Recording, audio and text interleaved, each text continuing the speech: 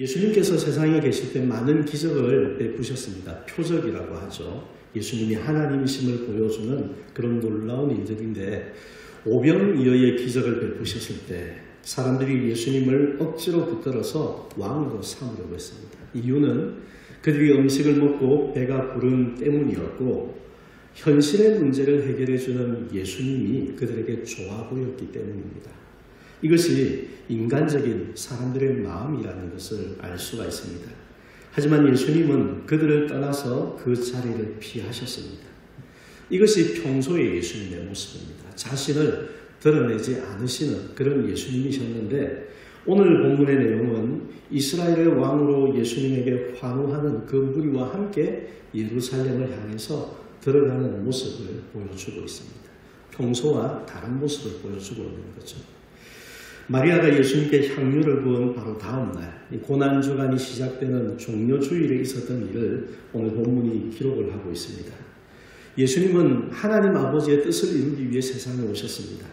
그리고 아버지의 뜻을 위해 지금 예루살렘을 향해 가고 계시고 언제나 아버지의 뜻과 함께 했습니다. 아버지의 뜻대로 그렇게 사셨습니다. 오늘은 예수님처럼 아버지의 뜻을 위하는 정말 믿음을 가진 성도가 되기 위해서 우리에게 필요한 모습이 무엇인가 그것을 살펴봅니다. 여러분 하나님 아버지를 사랑하고 또 아버지의 뜻을 위하며 사는 거룩한 성도가 되실 수 있기를 간절히 축원합니다.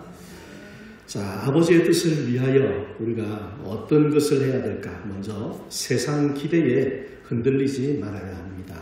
읽어봅시다. 세상 기대에 흔들리지 말자. 13절을 같이 읽겠습니다. 종려나무 가지를 가지고 맞으러 나가 외치되 호산나 찬송하리로다 주의 이름으로 오시는 이 곧 이스라엘의 왕이시여 하더라. 오늘 말씀이 보여주는 장면 속에서 예수님이 사람들의 중심에 서 계십니다. 많은 백성이 환호하면서 예수님을 따르는데 어떻게 이렇게 많은 사람이 모였는가? 12절 말씀이 보여줍니다. 12절을 보면 그 이튿날에는 명절에 온 큰 무리가 예수께서 예루살렘으로 오신다는 것을 듣고 그랬습니다. 예수님이 예루살렘으로 가시는 지금 이때가 언제냐? 이스라엘의 세 가지의 큰 명절 중에 하나인 유월절이 다가오는 때였습니다. 유월절은 계절적으로는 봄입니다. 봄에 유월절이 있는데 그 유월절이 이제 막 시작이 되려고 하기 때문에 사람들이 모여오는 겁니다. 왜냐하면 이스라엘의 남자라면 절기를 지키기 위해서 반드시 예루살렘으로 와야만 했습니다. 그래서 이 절기를 위해서 많은 사람이 모이던 때였던 건데 이 이스라엘 민족에 대해서 자세하게 연구했던 유대의 역사학자 요세푸스라는 사람이 있습니다. 그 사람이 기록한 내용에 따르면 이 시기에 명절을 지키기 위해 예루살렘에 모인 사람의 숫자가 한 270만 명 정도 되었을 거다. 그렇게 말합니다. 여러분 270만 명이면 상상이 잘 안 가시죠? 우리 김천시의 인구가 얼마인지 아십니까? 13만 5천 명 가까이 됩니다. 13만 4,600 얼마더라고요.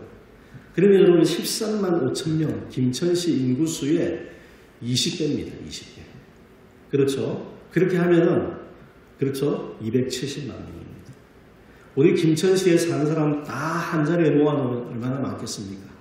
근데 그 다 모인 사람의 20배만큼 많은 사람, 그 사람들이 지금 예루살렘에 모이고 있고 그 중에 상당수가 예수님께 지금 이렇게 관심을 두면서 모여서 환호하고 있다는 겁니다.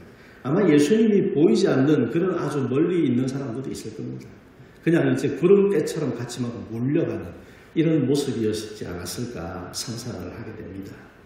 그리고 17절과 18절을 보면 무리가 왜 예수님에게 환호하는가 그 이유를 알 수가 있습니다. 같이 한번 읽어봅시다. 나사로를 무덤에서 불러내어 죽은 자 가운데서 살리실 때에 함께 있던 무리가 증언한지라. 이에 무리가 예수를 맞으면 이 표적 행하심을 들었음이러라. 사람들이 왜 지금 모여서 예수님에게 환호하고 있습니까? 죽었던 나사로를 살리시는 예수님의 그 표적을 본 사람들이 있습니다. 그런데 그 사람들이 지금 이 예루살렘을 향해서 예수님이 가시는 그 길에 함께하는 사람들이 제법 있었고, 그들이 예루살렘을 향해 가는 수많은 무리에게 예수님이 이런 표적을 행하셨다, 그 얘기를 지금 전하고 있는 겁니다. 그래서 지금 많은 사람들이 예수님의 표적에 대한 이야기를 듣고 이런 반응을 보이고 있는 겁니다. 그러면 여러분, 이 사람들은 예수님을 잘 아는 사람입니까? 그렇게 잘 알지는 못하는 사람입니까?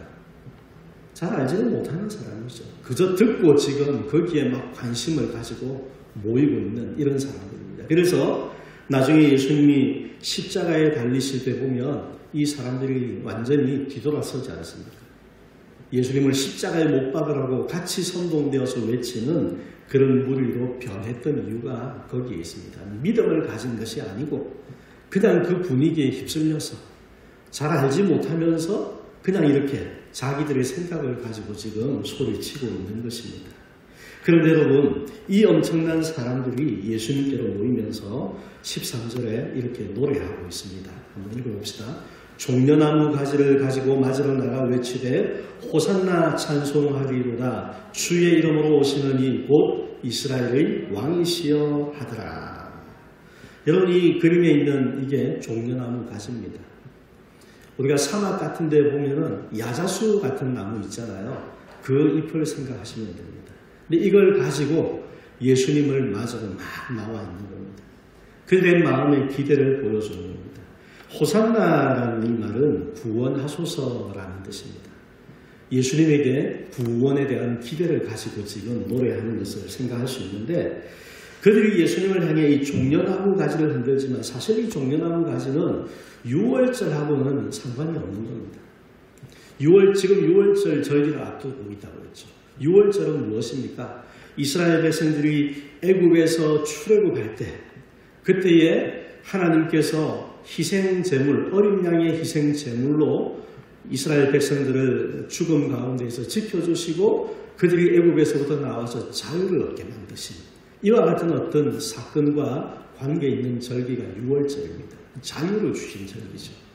어린 양의 대속으로 자유를 주신 절기인데, 근데 여기 나오는 이 종려나무 가지는 어떤 절기와 관계가 있냐면 수전절이라는 절기하고 관계가 있습니다. 제가 전에 한번 말씀드렸는데 혹시 기억나실까 모르겠습니다. 수전절은 뭐냐면은 그 이방인들이 이스라엘을 점령하고 있을 때 아주 악한 왕이 성전에서 돼지 피를 뿌리고 돼지를 제단에 올려서 제사를 지내고 해서는 안 되는 일들을 이스라엘 백성들을 억압하기 위해서 그런 참 악한 일들을 행한 겁니다. 그때에 참지 못하고 들고 일어난 사람들이 있었죠. 유다 마카베우스라는 사람. 이 사람이 그들을 물리치고 그리고 성전을 성결하게 회복하고, 그러고 나서는 그가 이스라엘 나라의 왕이 된 그런 역사가 있습니다. 독립을 이루어낸 사람이었죠. 그때를 기념하는 절기가 수전절인데, 이 수전절에 종려나무를 가지를 가지고 이렇게 왕을 맞이하는 이런 의식이 있었습니다. 수전절은 계절은 겨울입니다. 6월절은 봄, 수전절은 겨울인데, 근데 지금 6월절을 앞두고 명절을 향해 가는 사람들이 수전절에 하는 그와 같은 의식들을 지금 예수님 앞에 행하고 있는 겁니다. 이것은 예수님을 향한 기대를 보여줍니다. 6월절에 대한 기대, 수전절에 대한 기대 두 가지를 다 가지고 있다는 겁니다. 6월절은 무엇입니까? 자유케 하심에 대한 기대죠. 우리를 억압에서부터 풀어주시는 자유케 하는 기대라면, 수전절은 적들을 물리치고 우리의 왕으로 오셔서 구원해 주시는 이와 같은 기대를 담고 있는데, 지금 이 백성들이 그들의 마음속에 예수님을 향해서 우리의 왕으로 오셔서 왕이 되어주시고 우리가 지금 당하고 있는 이방 민족의 그 압제로부터 우리를 구원해 주시기를 기대하는 겁니다. 예수님 당시에는 로마 제국의 지배를 받고 있었습니다.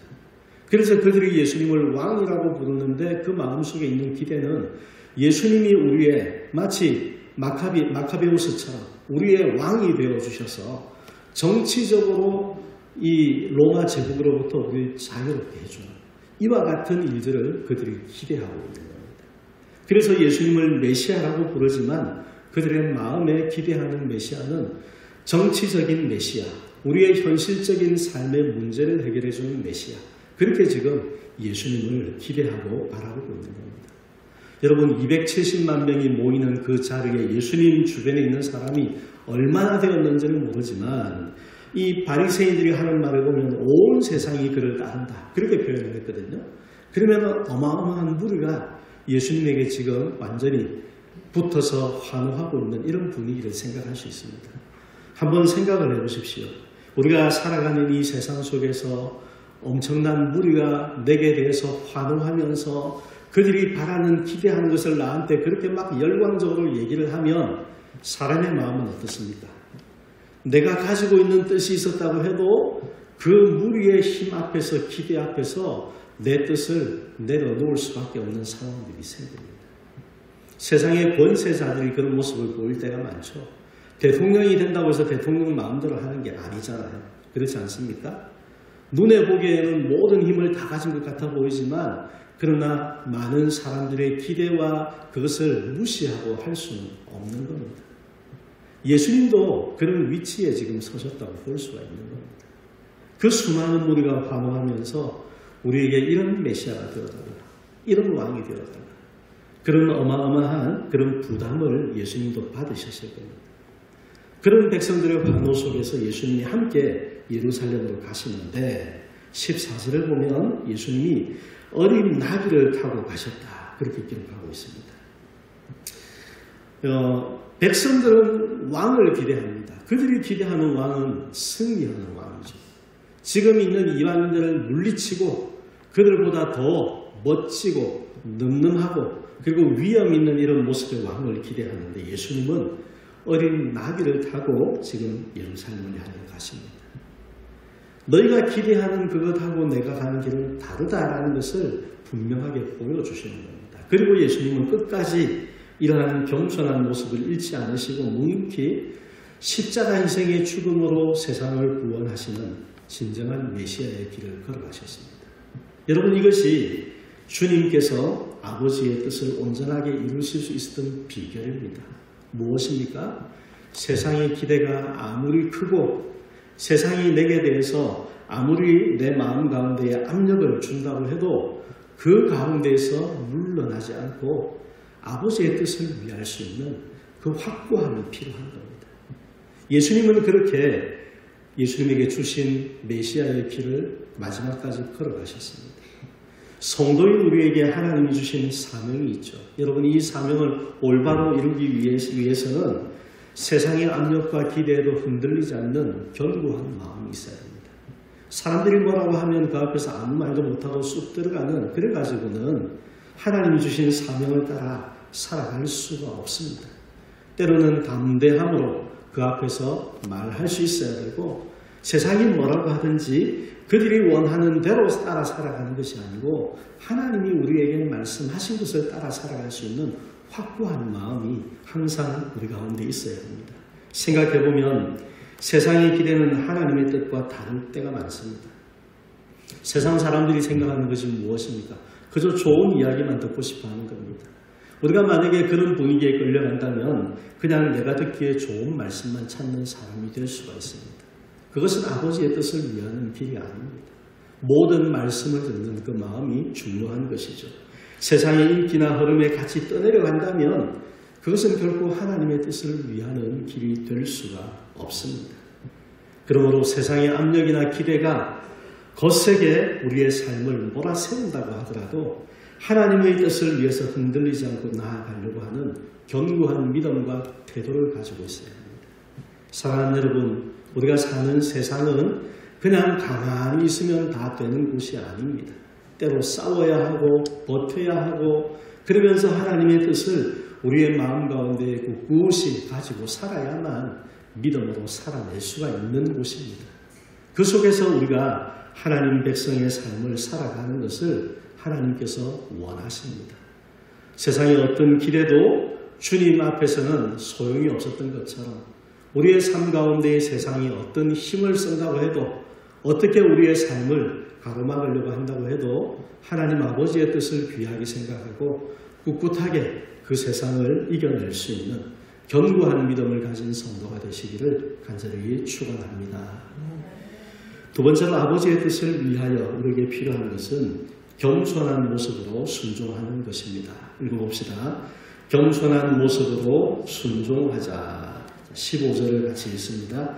이는 기록된 바 시온 따라 두려워하지 말라.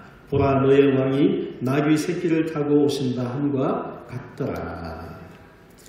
예수님 당시에 전쟁에서 승리한 장군이나 왕이 성을 향해서 들어갈 때는 이 포로를 전리품처럼 끌고 다녔습니다. 그리고 아주 화려한 병거나 멋진 말을 타고 자기의 그 힘을, 권세를 자랑하는 것이 보통이었습니다. 지금 예수님이 입성하실 때 사람들은 이런 왕을 상상하고 있습니다. 이런 왕을 상상하면서 수많은 무리가 주님을 향해서 종려나무같이 왕을 맞이하는 그런 어떤 분위기를 만들면서 환호하고 있습니다. 여러분, 사람이라면 어떻습니까? 그 사람들의 그 무시무시한 환호와 기대에 좀 부응해서 나도 좀 거기에 맞는 어울리는 모습으로 서고 싶은 이것이 인간적인 마음입니다. 그런 유혹이 될 겁니다. 그러나 예수님은 어떻습니까?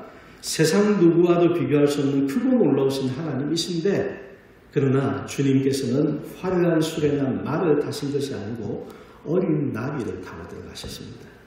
여러분, 이 어린 나귀는 짐을 실어본 적이 없는 나귀 새끼입니다. 무거운 짐을 져본 적이 없는 나귀가 성인 남자를 등에 싣고 태우고 가는 모습을 한번 상상해 보십시오. 나귀가 온전하게 서서 그 무게를 지탱하면서 잘 이렇게 걸어갈 수가 있겠습니까? 아마 휘청휘청 했을 겁니다. 예수님은 그런 나귀 위에 타고 들어가신 겁니다. 그 모습을 바라보는 사람들의 마음에는 참 보기에 볼품없어 보이고 어쩌면 참 우스워 보이는 이런 모습이었을지도 모릅니다. 근데 예수님은 스스로 그 어린 나귀를 선택하고 그 나귀를 타고 그렇게 들어가신 것입니다. 왜 이렇게 하셨습니까? 이유는 하나님 아버지께서 오래전에 선지자를 통해서 이미 그렇게 예언하셨기 때문입니다. 구약 성경에 보면 메시아에 대한 예언들이 많이 있는데 그 중에 스가랴서 9장 9절 말씀을 보면 이렇게 기록합니다. 시온에 따라 크게 기뻐할지어다. 예루살렘에 따라 즐거이 부를지어다. 보라 내 왕이 내게 임하시나니 그는 공의로우시며 구원을 베푸시며 겸손하여서 나귀를 타시나니 나귀의 작은 것 곧 나귀 새끼니라. 메시아가 오시는 모습을 하나님이 이렇게 예언하셨고 예수님은 아버지의 예언과 그 뜻을 이루기 위해서 스스로 낮추시면서 어린 나귀를 타고 겸손한 모습으로 들어가신 것입니다. 여러분, 부모님에 대한 효심이 깊은 자식은 어떻게 합니까? 부모님의 뜻을 존중하고 그 뜻에 어떻게 하든지 순종하려고 하겠죠. 마치 그런 모습처럼 아버지의 뜻을 받들어서 낮고 겸손한 모습으로 순종하신 것입니다. 예수님께서 그런 모습을 우리에게 보여주셨습니다.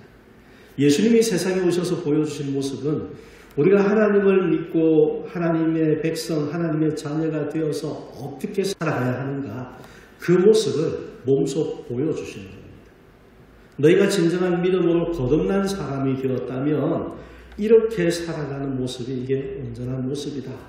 예수님이 앞서서 우리에게 실제로 보여주신 모습입니다. 우리의 모습을 한번 돌아보면 좋겠습니다. 우리는 하나님의 뜻이 겸손에 있다라는 것을 압니다. 그리고 그렇게 말하며 살아갑니다. 그런데 여러분 한번 생각해 보시면 다른 사람이 내게 대해서 조금 소홀히 대하는 것 같다. 그런 느낌이 들면 어떻습니까? 사람들이 그걸 잘 참아주지를 못합니다. 금방 버럭하고 반발하고 이렇게 표시를 내는 것이 사람들의 모습입니다. 우리에게는 그런 모습이 있지 않은가 돌아보아야 합니다. 주님께서는 야 내가 누군데 그런 말씀 전혀 하지 않으셨습니다. 그냥 스스로 아버지의 뜻을 따라서 어린 나귀를 타셨습니다. 하나님께서 우리에게 원하시는 바를 미가서 6장 8절 말씀이 보여줍니다. 같이 한번 말씀을 읽어보겠습니다. 사람아 주께서 선한 것이 무엇임을 내게 보이셨나니 여호와께서 내게 구하시는 것은 오직 정의를 행하며 인자를 사랑하며 겸손하게 내 하나님과 함께 행하는 것이 아니냐. 겸손하게 내 하나님과 함께 행하는 것. 무슨 말입니까? 순종한다는 거죠. 순종하는 것. 여러분, 겸손함이 없으면 우리는 아버지 뜻에 순종할 수 없습니다. 겸손함은 나를 내려놓을 줄 아는 겁니다. 때로는 내가 부당한 대우를 받는 것 같아도 그 속에서 나를 드러내지 않을 수 있는 것, 이것이 겸손에 가까운 모습이 될 겁니다. 때로 나를 불편하게 하는 사람이 있더라도 그 앞에서 내 속에 있는 화를 드러내지 않을 수 있는 것, 이것이 겸손에 가까운 모습일 겁니다. 우리가 이와 같은 겸손한 모습을 취하며 살아간다면 내가 살아가는 가정 속에서 또 우리 교회 안에서 이웃들 사이에서 나를 통해서 아버지의 뜻을 이루어가는 그런 삶이 되게 해 주실 것입니다. 예수님의 겸손함을 여러분 기억하며 주님이 보여주신 그 모습 앞에서 지난날 겸손하지 못했던 우리의 모습을 회개하고 새롭게 할 수 있기를 바랍니다. 그것이 아버지의 뜻을 위하는 길이 됩니다. 주님처럼 하나님 아버지의 뜻이라면 기꺼이 나를 낮추고 순종하여서 아버지의 뜻을 온전히 이루어드리는 하나님의 좋은 자녀, 여러분 그렇게 살아가는 저와 여러분이 되시기를 간절히 축원합니다. 한 가지를 더 생각해 봅니다. 아버지의 뜻을 위해서 우리에게 필요한 것은 진리를 깨닫기 위해 힘써야 합니다. 한번 읽어봅시다. 진리를 깨닫기 위해 힘쓰자. 16절 말씀입니다. 제자들은 처음에 이 일을 깨닫지 못하였다가 예수께서 영광을 얻으신 후에야 이것이 예수께 대하여 기록된 것임과 사람들이 예수께 이같이 한 것임이 생각났더라. 예수님이 어린 나귀를 타시고 그리고 유월절을 지키기 위해 모인 사람들이 종려나무 가지를 흔들면서 호산나를 외친 것은 기록된 예언을 이루어 가시는 모습이었습니다. 그런데 16절 말씀에 뭐라고 합니까? 예수님의 제자들은 그때는, 지금 이 장면이 벌어지고 있던 그때는 이 일을 깨닫지 못했다고 합니다. 그러다가 나중에 알게 되었습니다. 언제입니까? 예수님이 죽으시고 부활하시고 하늘로 가신 다음에 약속하신 성령님이 임하신 역사가 있고 나서 그때서야 비로소 이 사실을 깨닫고 생각하게 되었다. 누가요? 예수님의 제자들. 지금 이 요한복음을 기록하고 있는 요한조차도 그때는 몰랐다는 겁니다. 여러분, 이런 모습을 생각할 때 어쩌면 우리가 마음에 참 지혜가 없고 둔하구나 이렇게 생각될지 모르는데, 하지만 그렇게 우리가 함부로 판단해서는 안 됩니다. 여러분 생각해보면 제자들은 3년이나 주님과 동행했던 사람들입니다. 주님과 함께 생활을 했죠. 그러면서 예수님이 하시는 말씀을 곁에서 직접 듣고 또 행하시는 표적을 보고 그렇게 있었던 제자들인데, 이들도 진리를 깨닫는데 이렇게 시간이 많이 걸렸다는 겁니다. 그리고 성령님께서 그들의 마음을 밝혀주시고 도와주셔야만 비로소 진리를 깨달을 수 있었다. 이 사실을 생각하면서 우리도 오히려 겸손할 수 있어야 됩니다. 내가 쉽게 나는 잘 안다 이렇게 말할 수 없는 문제라는 겁니다. 진리를 깨닫는 것이 그만큼 힘들다는 것을 제자들의 모습을 통해서 우리에게 보여주고 있는 것입니다. 우리가 성경을 통해서 하나님의 말씀을 알아가고 하나님을 알아가고 그렇게 사모하며 바라봅니다. 그런데 여러분, 아버지의 뜻을 위해 살기 위해서는 진리를 깨닫는, 말씀을 깨닫는 것이 너무나 중요한데, 그런데 이 진리를 깨닫는 것이 생각처럼 쉽지 않을 수 있습니다. 그리고 또 어떤 사람은 너무 쉽게 나는 잘 안다라고 그렇게 교만한 마음에 빠질 수도 있습니다. 하지만 그리해서는 안 된다는 겁니다. 말씀에 대해서 쉽게 교만해져서도 안 되고, 말씀을 읽어도 이해가 잘 되지 않고 어렵다고 해서 쉽게 낙심하거나 포기해서도 안 됩니다. 성경은 하나님의 영감으로 기록된 책입니다. 그래서 성경의 저자도 많고요. 한 1500년 되는 긴 시간에 걸쳐서 기록된 책입니다. 성경 안에 어떤 내용들이 있습니까? 수많은 제국들의 흥망성쇠에 대해서 기록을 하고 있고, 인생의 탄생에서부터 노년에 이르기까지, 그리고 우주 만물의 비밀에 이르기까지 수많은 내용들을 이 말씀 속에 기록하고 있습니다. 그런데 이런 하나님의 말씀인데 이 말씀을 우리가 한두 번 스쳐 지나가는 것으로 깨달았다? 결코 자만할 수 없습니다. 말씀을 그냥 가볍게 흘려듣는 것으로 이해된다, 그렇게 볼 수가 없다는 겁니다.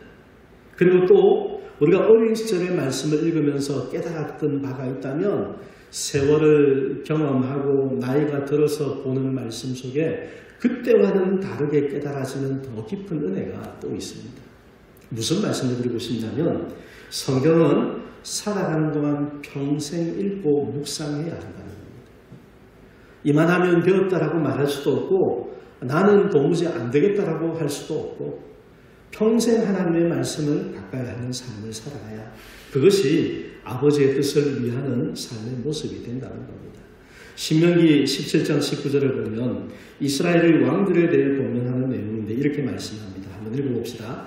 평생에 자기 옆에 두고 읽어 그의 하나님 여호와 경외하기를 배우며 이 율법의 모든 말과 이 규례를 지켜 행할 것이라. 이스라엘의 왕은 세상 나라의 왕과는 다릅니다. 하나님을 경외하는 사람이어야 합니다. 왕이 하나님을 경외하며 바르게 하나님의 뜻을 따라 행하면 그 백성들도 평안을 얻고 복을 누리게 됩니다. 하지만 왕이 그렇지 못하면 왕 한 사람 때문에 온 나라가 저주와 책망과 힘겨운 고생의 길을 갈 수가 있던 그런 나라였습니다. 그래서 왕에게 대해서 특별히 강조해서 가르친 것이 말씀을, 율법을 가까이 두고 그 말씀을 통해서 여호와 경외하기를 배워라 말하고 있는 겁니다. 여러분, 우리가 성경을 읽습니다. 성경을 읽는 이유는 하나님의 진리를 깨닫기 위함입니다. 그런데 그 진리를 깨닫는 것은 여호와를 경외하는 것하고 이어져 있습니다. 진리를 깨닫는 사람은 하나님의 두려우심을 알게 됩니다. 하나님 앞에서 내가 어떻게 처신해야 될까 더 마음이 조심스러워집니다. 나의 삶에 대해서 더욱더 민감하게 살피면서 더 회개하는 삶을 살게 되고 더욱더 주님을 닮아가려고 힘쓰는 그런 모습들로 점점 더 변해가게 되어 있습니다. 이것이 말씀을 대하고 진리를 깨닫는 사람에게 나타나는 역사고 이러한 모습이 바로 여호와를 경외하는 삶의 변화입니다. 이런 사람이 되도록 말씀을 가까이 두고 읽는 삶이 되라는 겁니다. 묵상하는 삶이 되라는 겁니다. 사랑하는 성도 여러분, 우리는 예수님처럼 아버지의 뜻을 위하는 삶이 되어야 합니다. 그래야 할 때 어떻게 되겠습니까? 하나님 앞에 섰을 때 잘하였다, 착하고 충성된 주야. 하나님이 인정하시고 칭찬하시는 가장 복된 그 자리에 서게 되지 않겠습니까?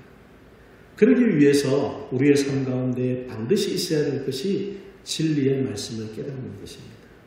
이 말씀을 깨닫기 위해서는 우리에게 많은 노력이 필요할 겁니다. 수고가 따를 겁니다. 그리고 가장 중요한 것은 하나님의 은혜를 구하고 성령님의 도우심을 구하며 말씀을 보아야 합니다. 여러분, 성경을 읽는 것도 믿음으로 읽어야 됩니다. 믿음을 가지고 읽어야 성령께서 우리의 마음을 밝혀주시고 깨닫게 하시는 은혜를 경험하게 해주시지 성경에 대해서 하나님의 말씀에 대한 믿음이 없이 그냥 책을 읽는 것처럼 본다면 그 진리를 깨닫는데 우리는 너무 멀리 있는 겁니다. 오늘 말씀이 권면하는 것처럼 여러분 진리를 깨닫기 위해 힘쓰시되 말씀 앞에서 절대 교만하지 마시고 또 말씀 앞에서 쉽게 포기하거나 낙심도 하지 마시고 겸손한 마음으로 하나님의 말씀의 진리를 깨닫기 위해 평생 배우고 힘쓰는 그런 삶이 되시기를 바랍니다. 내가 지금까지 알아왔던 그 모든 것에 더해서 앞으로 내가 살아갈 날들 동안에도 내가 평생 말씀을 더 가까이 하고 더욱더 알기를 힘써야 되겠다. 그렇게 사는 것이 하나님의 뜻을 위하여 살아가는 삶이 되는 것입니다. 그리고 그렇게 하는 사람에게 성령님께서 도우시고 은혜를 주셔서 말씀의 깊은 의미를 깨달아 알게 해주실 것이고 하나님 아버지의 뜻을 위해 살아가는 하나님이 기뻐하시는 자녀가 되게 해주실 것입니다. 이번 한 주간에 우리의 삶 속에서 앞으로 남은 삶 속에서 예수님처럼 아버지의 뜻을 위해 살아가는 귀한 성도가 될 수 있도록 우리의 마음에 다시 한 번 더 말씀을 새기고 주님을 더 가까이 하는 복된 삶이 되시기를 우리 주님의 이름으로 간절히 축복합니다.